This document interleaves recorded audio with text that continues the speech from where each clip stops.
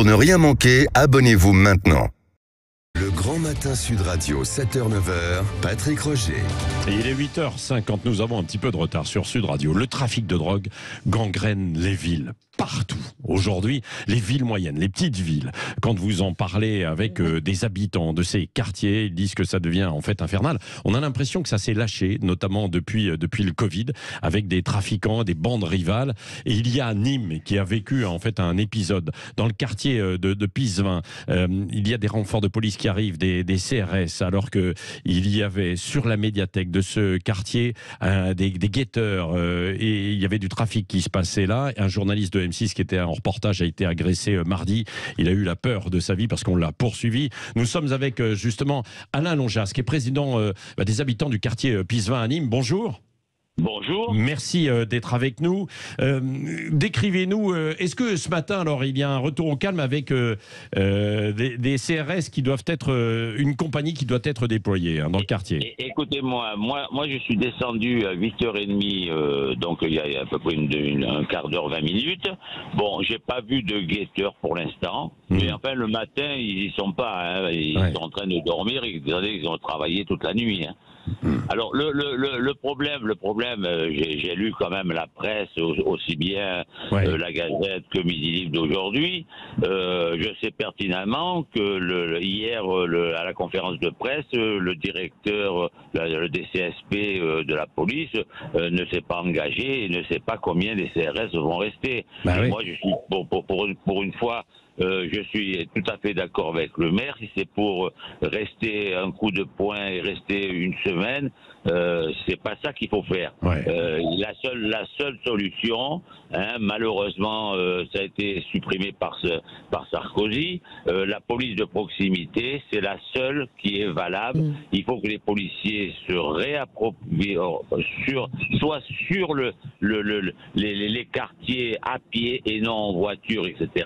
Et que parce que 95% de la population n'est pas opposée aux règles de la République. Hein. Mais décrivez-nous pour les auditeurs qui ne connaissent pas, hein, le quartier Pisevin, c'est 12 000 habitants à peu près, hein, c'est ça, c'est un îlot. 12 000 habitants sur Pisevin et juste un boulevard après, vous avez 7 000 habitants qui est à Val-de-Gour. Alors l'État souhaite que les deux entités soient, disons, ensemble. Nous personnellement, qui sommes du quartier depuis plus de 30 ans au moins, nous pensons que ces deux entités différentes.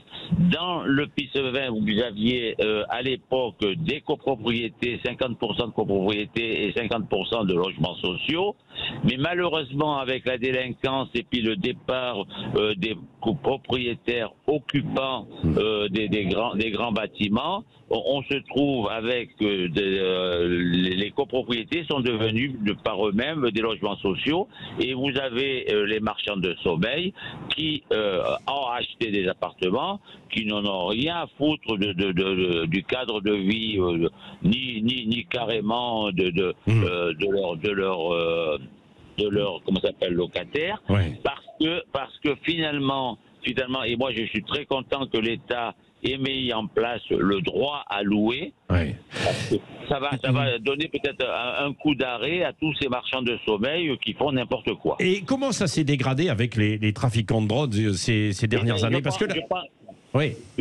je pense que les trafiquants de drogue jusqu'à maintenant qui disons ont respecté plus ou moins la médiathèque, ils étaient autour, ça il n'y a pas de problème. Hein. Je sais, moi je surplombe le quartier avec mon appartement, donc je vois tout à peu près ce qui se passe.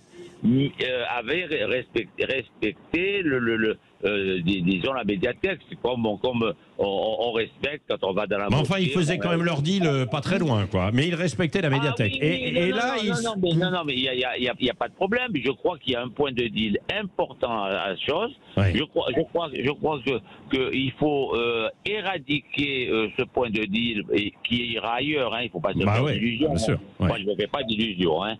il faudrait l'éradiquer pour que le plus vite possible la médiathèque Marc Bernard rouvre. Je sais, le comité de quartier, la mise en place avec Monsieur Bassado, qui était le directeur de Carré d'Art il y a quelques années, qui avait une vue générale sur les bibliothèques qui permettait Françoise de Gois veut vous poser une question, Alain. Vous êtes un habitant de Pisevin, qui est un quartier que je connais, il se trouve à Nîmes.